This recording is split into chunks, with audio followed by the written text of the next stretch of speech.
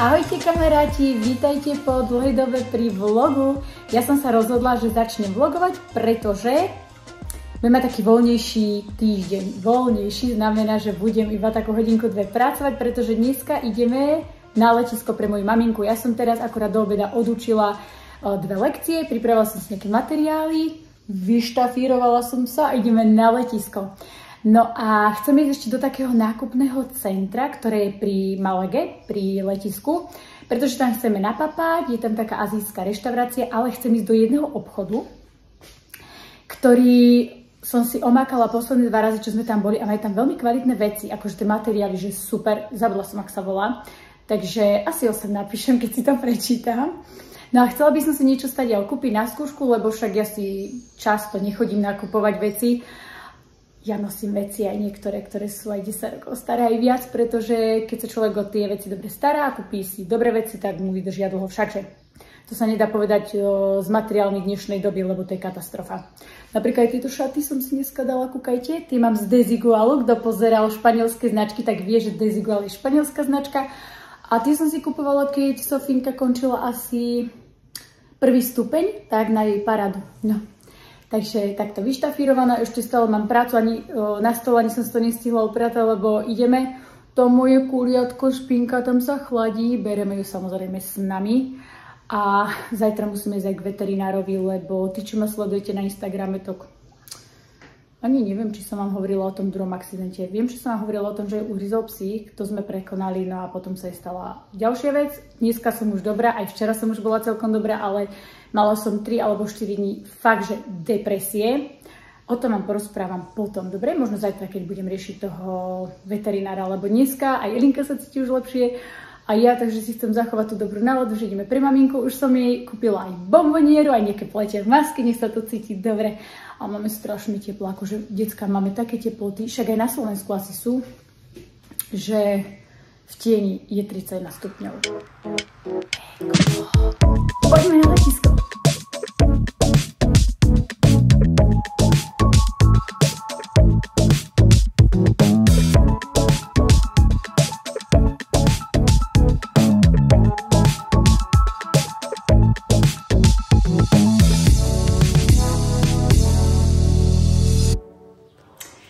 Už sme naspäť a toto je tá značka, čo som vám hovorila. Koala Bay, je to teda španielská značka z Alicante. Mačko, z Alicante? Už si nepamätám. Hej! Z Alicante, lebo on to googlil, takže z Alicante.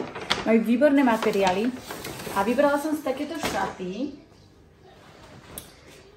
Sú veľmi pekné, takéto, také perfektný materiál, fakt perfektný, krásne sú. No to sa musíš teraz do nich obliecť.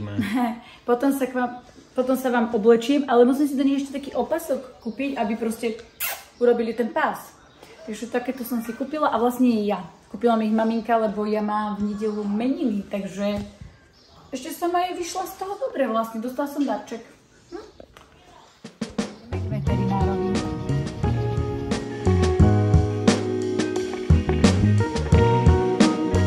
Sme tu, ale je tam niekto, tak uvidíme. Sme objednaní na jednu, pozerám. Psíkov tam nemajú, takže dobré.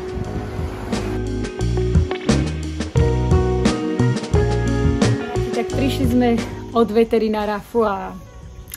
Je to lepšie, Linka sa cíti lepšie. Zeliček, povedz, je mi dobré. Kamaráti, už mi je dobré. Nie je to ešte super. No, som vám povedala, že vám slúbim, čo sa stalo. Tí, čo ma sledujete na Instagrame, tak viete, že Eli pohrízol pustený pes. A keďže to nebol veľmi veľký pes a bola som s Maťkom, tak sme celkom rýchlo aj zareagovali. Takže majitelia, dávajte pozor na svojich psov. A uhryzol ju do krku, tuto, lebo tam je najslabšie miesto, že? Ale našťastie to trebalo iba vyčistiť, blablabla. No ale bola z toho proste týždeň taká nejaká. Konečne sa moje bábatko, všetci majitelia miláčikov vedia, že my k ním pristupujeme ako k dieťatkám a ešte keď to vyzerá ako také dieťatko, takže konečne dobre, my ideme ráno s Maťkom na prechádzku aj s Eli, iba túto sme ju u nás ešte len dali von. A ja som videla z diaľky takého psíka, on je taký obrovský pes, že obrovský, ale sú kamoši s Elkou. A on bol za rohom a ja som ho videla, ale Eli ho nevidela. A si tam čuchala niečo a on teraz sa tešil, že ju vidí a on spoza toho rohu, taký veľký pes na ňu, že Eli sa tak strašne zlakla. Asi aj z toho, ako mala tú skúsenosť už. Ona sa tak strašne zlakla, že ona tou zadnou časťou tela urobila taký, že ja som to počula, čo urobila. Ten zvuk znel tak, že ja ho mám ešte doteraz v ušiach, že to bolo proste jak najväčšia bolesť sveta. Predstavte si zakvílenie bolesti, tak to bolo ono a už sa nepohla. Aj som najskôr myslela, že by ma niečo s pánvou, ale potom sme si všimli, že má niečo s nohami a jej vlastne kolienka, vy máte, takto máte tú drážku a v tom máte to jablčko, hej? A Elinka, že vraj títo malé psíky to niekedy majú, že oni to majú také viac ako plané alebo rovnejšie, čiže im to tam tak im to môže niekedy tak skorej vybehnúť stadiaľ z tej drážky. A nám to už veterinárka dávno povedala, že ona to teda má, hej, že také, že občas to môžeme počuť, že je tak ťuk, to kolienko ťupne, keď jej umývame nožičky napríklad, alebo tak. Ale jej sa, prosím vás, z tých drážok obidve kolena, že urobili. Takže ona brutálne bolestí. Išli sme samozrejme k veterinárke, dala jej, najskôr dala také kvapky, čo sa jej dával striekačkou do úst. Ale to je proste zlé zabralo, lebo akože od bolesti celkom aj hej, ale také bolesti brucha mala, že proste brutálne krče všetko. Takže sme museli zmeniť receptúru.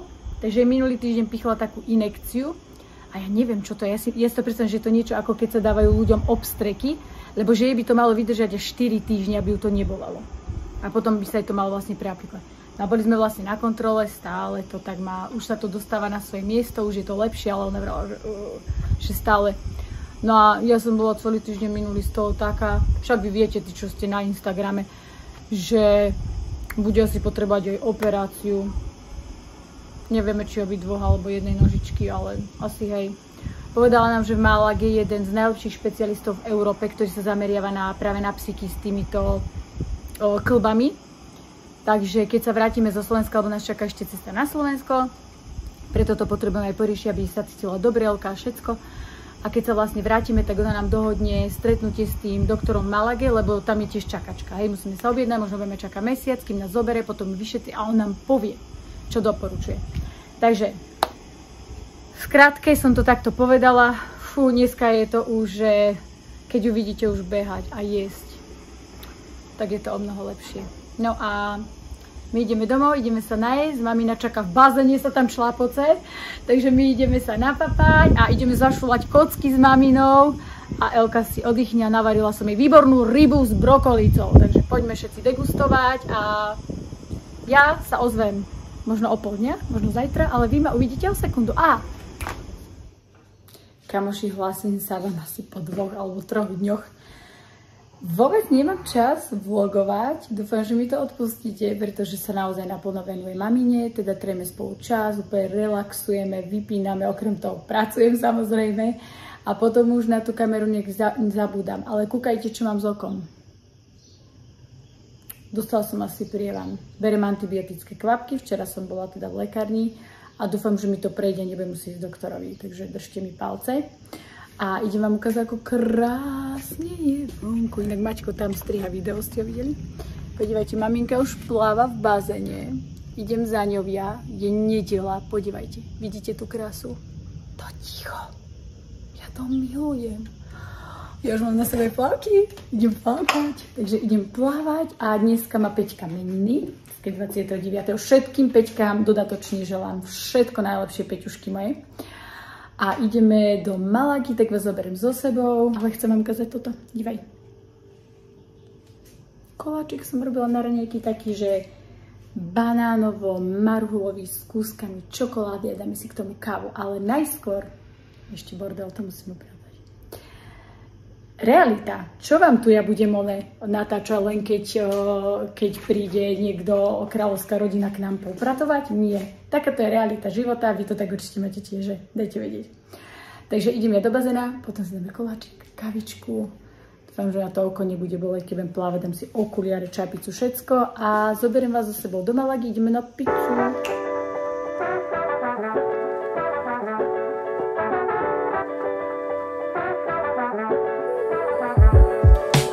Takže takto vyzerajú moje meninové šaty. S tými očami som teda veľa nenarobila, ale zvýraznila som si ústa. S tým opaskom je to dobre, nie? Čo poviete?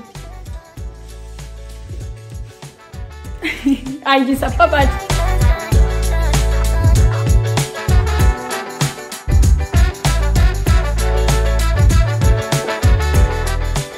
Ideme už z reštaurácii meninkovej, sme sa napapali. Nesieme si výslužku. Píce sme mali 3 obrovské. A ono je to také super, keď chodíte do takých reštaurácií, nie do takých turistických, ale do takých domácich, hej, ale oni sú Argentínčania, ktorí sú tu teda už niekoľko rokov a Ujo mi zase porozprával, že koľko Slovákov viete, že emigrovaných do Argentíny a tak. Oni sú takí super a proste tá jej dcéra Mária prišla veľmi vyboskávať. Proste toto je to, že mne sa páči takéto reštaurácie. Nie je také bezduché, ale také. Takto chcem s vami zazdieľať. Kto pôjde do Malagy, mi napíše a ja mu pošlem túto reštauráciu, aby si mohol užiť naozaj príjemných ľudí, ktorí tam pracujú a robia to zo srdíčka. Tak ako je španielčina jednoducho. Minule som videla také video, že v Španielsku nikto neparkuje ako sa nemôže, hej? Tak pozerajte sa na ten kruháč. No poď, Maťko. Tak som sa smiala na tom videu, lebo to robil nejaký cestovateľ, ktorý bol asi týždeň v Španielsku. Tak si hovorím, no tak ten nežil v Španielsku, lebo tu sa parkuje úplne hociako, decka. Ale že úplne hociako. A keď poviem úplne hociako, tak ty myslím ako, deti? Úplne hociako. Hociako, všeliako, kde sa dá. Presne tak. Bolo málo papania, tak sa ideme dojesť do tejto super cukriarny. Volá sa to Vagabondy a je to, že poďme. Takže, nakúpené, celá rodina papa zmrzlinu a išla som kúpiť také 2 tortičky a Sofinka malý koláčik. A moja maminka vraví, že aj tú 3. zober tortu a vieš čo, zober aj tú 4. tortu, takže máme 4 také torty a neviem ako, ale budeme musieť potom plávať asi 5 hodín, aby sme to všetko vyplávali. Že mamina vraví, že žijeme len raz. A vrem, tak keď žijeme len raz, tak zožijeme 4 torty, nie 2. Peťka, ty čo robíš? Ja už by som chcela chuť na tú tortu. Ukáž? No, tak to dobre robíš. Vážení, tu máte tohto skvelého chlapa. No, ešte nie som. Kúkajte, čo hodil. Hráme kocky, hej? On hodil, ja vám to sem ukážem, ten obrázok, hodil 6 šesiek. A teraz za tým hodil postupku. A ešte predtým som niečo hodil. To čo je? Som 3 hodí zabodoval, ešte idem. Nevládzem. To pokračuje. Ďalšia 1000. Tí, čo vedia hrať kocky, tak vedia.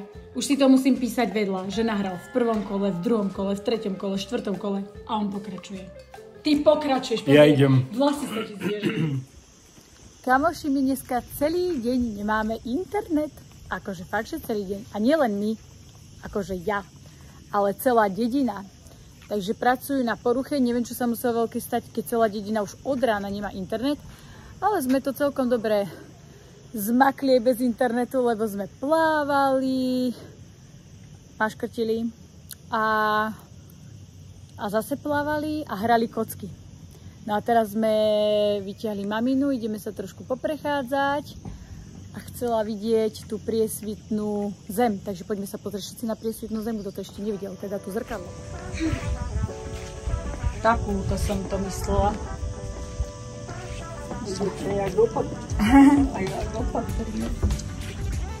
No, dívej. Ale výhľady sú krásne. Takže keď k nám prijete, tak sem treba priskúknuť. Ak sme takto vysoko, bože, dúfam, že mi necapne telefón.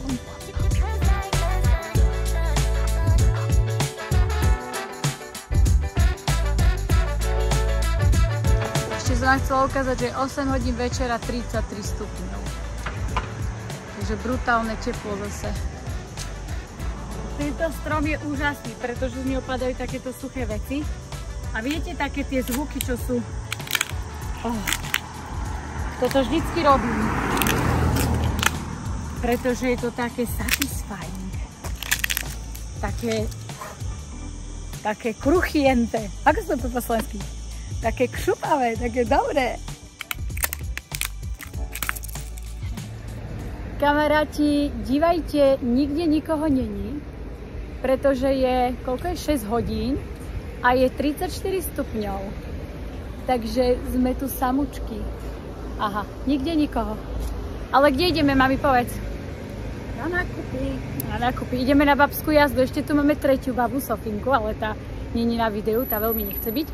Takže ideme na babskú jazdu. Ak si niečo... pokúpiť nejaké dobré výrobky, kozmetiky a tak. Ide maminke ukázať náš Primor, milovaný Primor. Keď pôjdete do Španielska, som vám už veľakrát, ale musíte ísť do Primoru. Takže my ideme do Primoru. Asi vás tam aj zoberieme za sebou. A keď si niečo kúpime, tak vám určite ukážeme.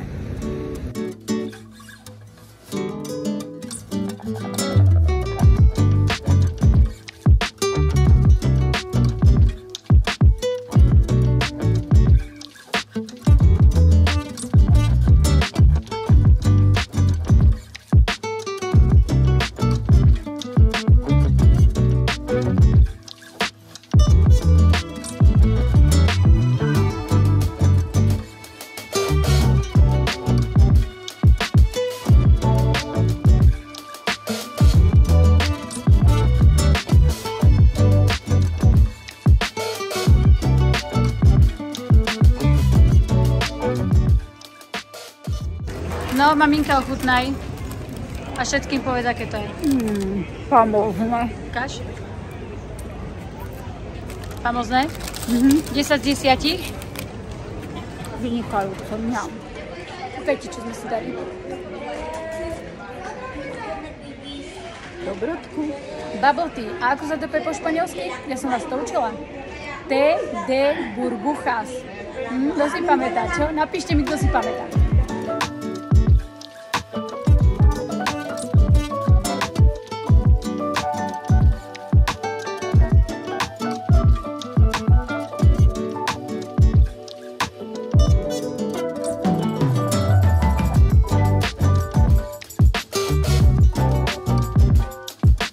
Vám idem natočiť figovník, čo nevideli ešte, ako rastú figy.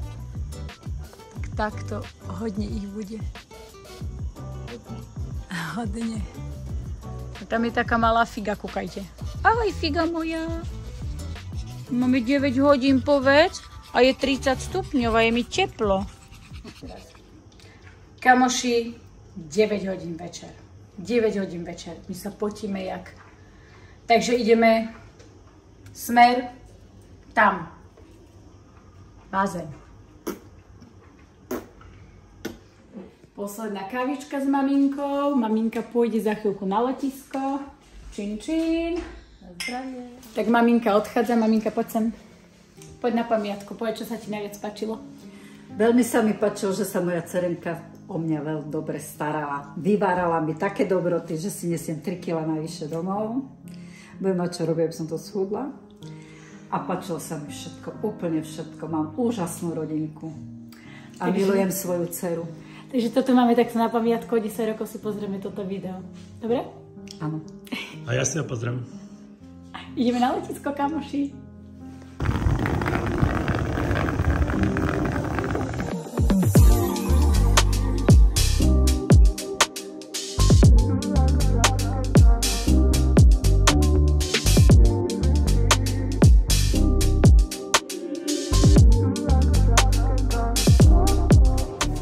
Mamina na letisku a ja si skúšam šaty. Čo vravíte?